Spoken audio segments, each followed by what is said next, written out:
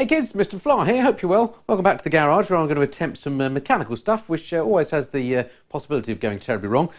On the old Royal Enfield, I've got some more Tec Bike parts I want to fit. I want to basically tidy up the front end a bit and tidy up the back end a little bit as well. Stick around, stay tuned, I'll show you what I'm doing.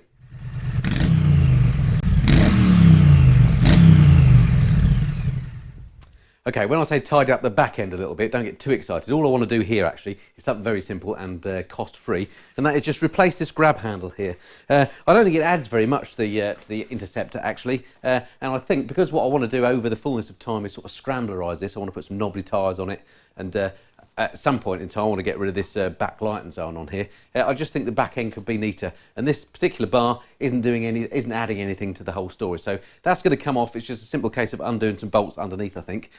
You might say, well actually that's quite handy to grab hold of to move the bike around. Well actually, if you look on the other side of the Interceptor, you've got this grab handle here that they already provide, which is quite handy actually for lifting the bike up onto the centre stand, which I only recently discovered that I even had. Who even knew that we had a centre stand?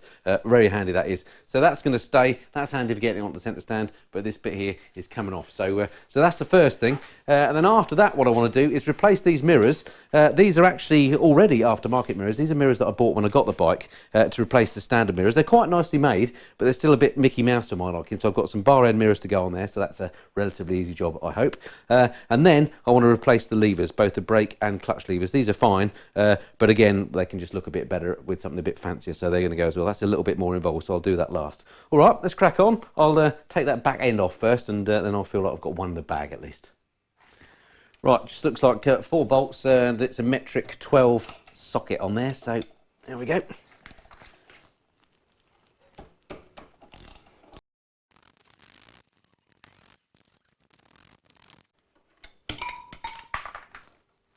Oops. Bingo. Jobs don't get much easier than that, do they? And that's quite weighty actually. There's probably 400 grams there, half a kilogram, something like that. That's going. Just going to pop these bolts back in just to stop any corrosion. Ideal world, of course, if you knew what you're doing and you had the right tools. You'd grind these off, fill them, and paint this so this is all neat again, rather than just screwing these back in, of course. But there we go. What do I know? I'm just a bodger. It's just a quick neaten up as far as I'm concerned. Just nip them up a bit so don't get any moisture in there. There we go. Right, what's that look like? Yeah, I reckon that's a lot neater already. Brilliant. Right, well, as anticipated, very simple job. No hassle at all. Knock that off. I think that makes a big improvement for absolutely very little effort and no cost, of course. So just a bit neater at the back end. All right, next job then. Let's fit the bar end mirrors. Let me show you what they look like first, though.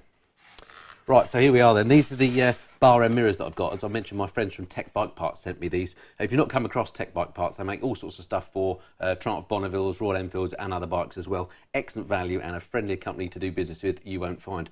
They don't pay me to say nice things about them. They are just very good to deal with. But full disclosure, they did send me these for free. Anyway, here we are then. So these are the bar end mirrors. They appear to be pretty well made. They come with adapters so that they fit properly, and there's no actual instructions. Well, it does come with the Allen key that you need, but how hard can it be?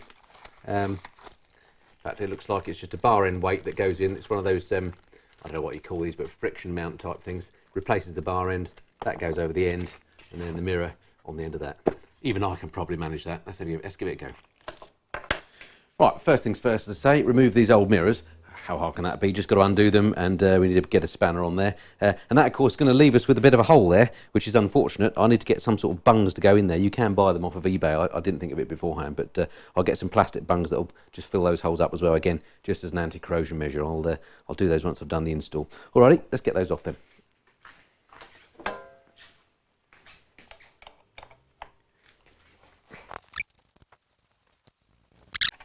Okay. Now these, as I mentioned before, are actually the optional extra mirrors that you can buy. I'll probably eBay these or something if I decide that the bar end ones are better, because these are perfectly functional, of course. But they're quite nicely made. But anyway, they've got this little spacer on the end there, just in case you're wondering what I was doing there. That's how they work. Right, that's one off, and whip that off as well. It's a shame you have to have mirrors at all, isn't it? Because it just looks so much neater without them. Maybe I should get used to just looking over my shoulder more. Right, let's get this one off. Mirrors always confuse the hell out of me about which way you have to wind them. Right, mirrors off, and do you agree with me that just looks so much better without mirrors, full stop?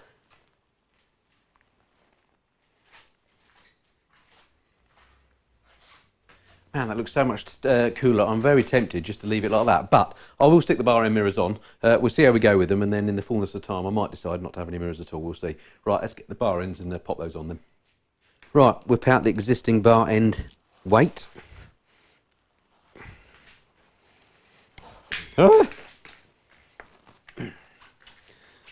Being very careful not to chew up that Allen key in the end.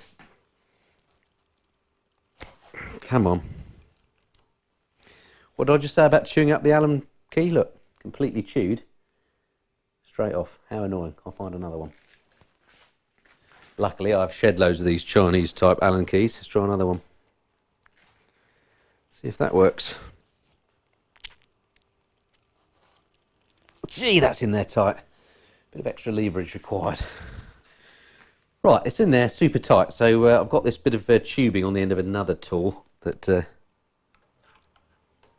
might give me just a bit more leverage. Things you do, eh? Wow. That was tight, man.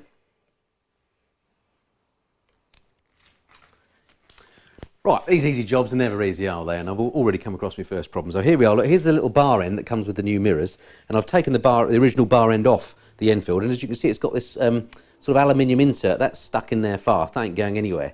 I suppose if you want to do this properly, because if you consider that's got to fit on there, there's going to be that gap. So what you could do is file this down so it's flush. And then mount that in, but that would mean that you can't then use that insert again if you want to for the original bar ends. I don't really want to do that. Or you could do a bit of a bodge job, which I'm going to attempt by fixing that on there and sliding that spacer across to cover the gap, if you see what I mean. So that's what I'm going to give a try to. May not work, but that's a bit rubbish, really. Right, so I've slid that sleeve over, so it basically hides that gap, is the idea.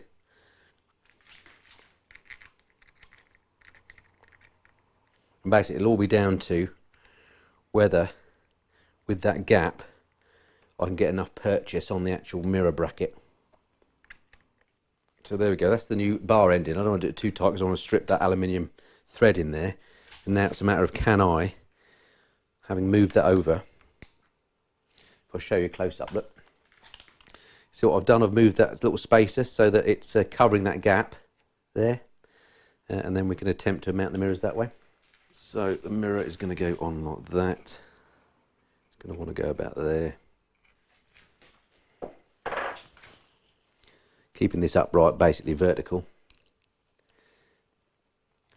Well, actually that's fairly solid. Of course, you've got to be careful with mirrors because what you don't want is anything moving around when you don't want it moving around. It's the last thing you want when you're out on a trip or something, so do that quite tight. Okay, that's pretty solid actually.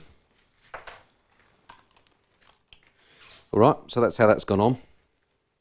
Solid as you like. Be interested to see how it works on the other side, of course, with the throttle, because you don't want anything tight at the end there stopping the throttle moving. So we'll get to that one in a minute, but let's finish off this side first and see how we go. A straightforward case of bolting it on, like so, and adjust accordingly. We'll just see how that looks.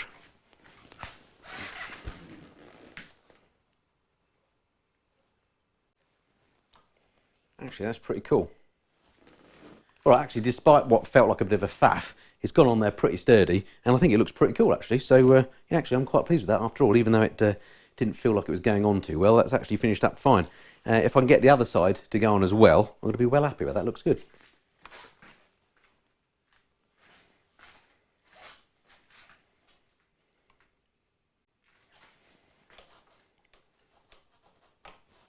Nice.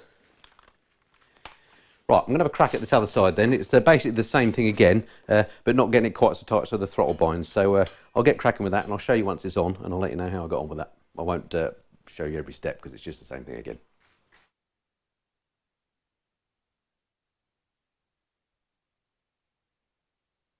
Right, okay, once again, that didn't turn out to be as bad as I thought again.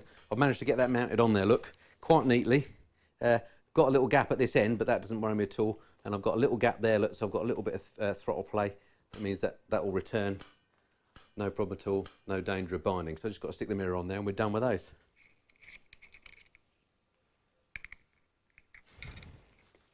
There we go. Right, that looks absolutely great. Right, there we go. That's the next mod done. So that's the bar end mirrors on, and I think they look absolutely fantastic. I do, as I say, have to block up these holes with some little spacers, or just get some bolts to go in there, which I'll definitely do. But if you look at it from the sort of rider's point of view, just there, I think it looks so much better with those bar end mirrors on. Fantastic. Really pleased with that. Yeah, that looks cool. Alrighty, next then, the levers. That might be a whole together different kettle of fish. Let's crack on with that next. Okay, so let me show you the levers. Once again, these have been sent to me from Tec Bike parts, and I'll show you what these are. These are like CNC type mirrors. Obviously, they're made specifically for the Interceptor, and the Continental will be the same mirror, same levers, I'm sure. So there we go. They look lovely. They've got Tec written on there. I think you can just see that there, and they're sort of well, I don't know, CNC billet type anodized aluminium affairs. They look much nicer than the existing ones, and of course they've got an adjuster as well. So okay, let's crack on then and see how we do these.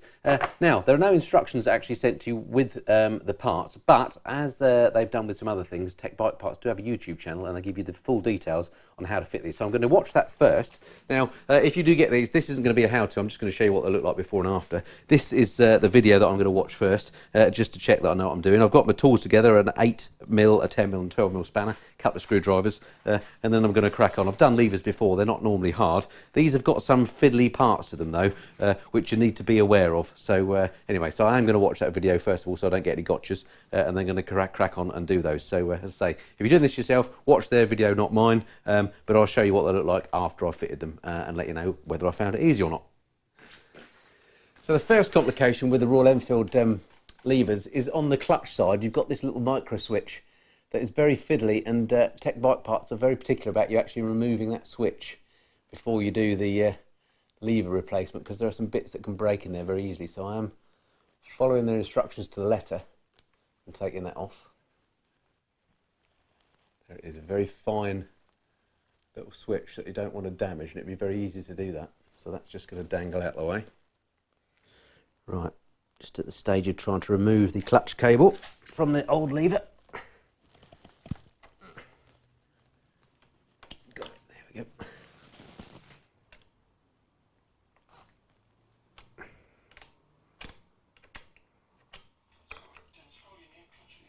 There we go.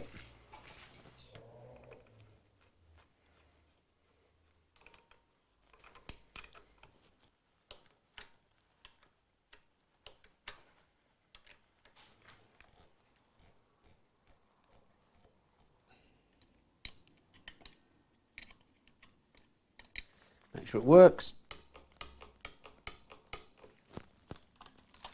Right, just got to reattach that little switch underneath here. Let's see if I can get the show you the camera where that went. So the switch goes up into these little bits here. So just got to reattach that, and that's the clutch one done, and then it's over to the brake.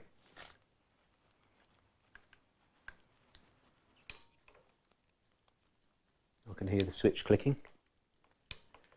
Right, and there's the new lever, and we've got this span adjustment as well, if you want it a long way away, if you want to bring it closer to the handlebar. We'll try that in situ, but that looks great. Really pleased with that. Right, I'll do the brake, which is much less involved, and then we'll see what the whole thing looks like.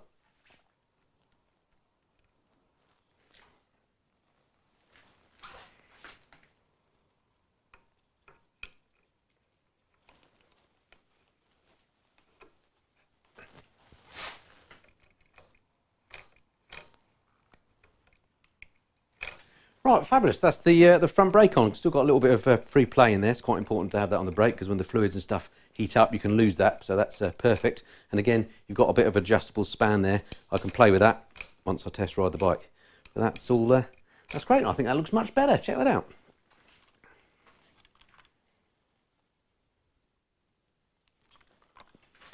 So there we go, bingo. Some more successful mods on the Royal Enfield Interceptor. I think it looks absolutely great. The bar and mirrors, a little bit of a faff to fit as it turned out, what with the way, you know, having to disguise the end there, but it's worked out fine and they're very solid. I'm perfectly happy with those. And the brake and clutch lever look absolutely fantastic as well. And yeah, really pleased with those. I think they've really tidied up this handlebars a treat, as removing this back bit has just tidied up that the back seat as well. Let's show you what it looks like from the rider's perspective now. There we go.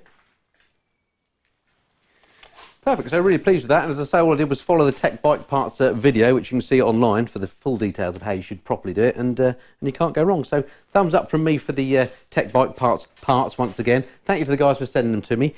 We'll try them out over the next few months and see how they go in practice, but yeah, really pleased with that. All right, I hope that's been of some interest. Look forward to speaking to you again soon. Till then, this has been the Mist and Fly. Cheerio.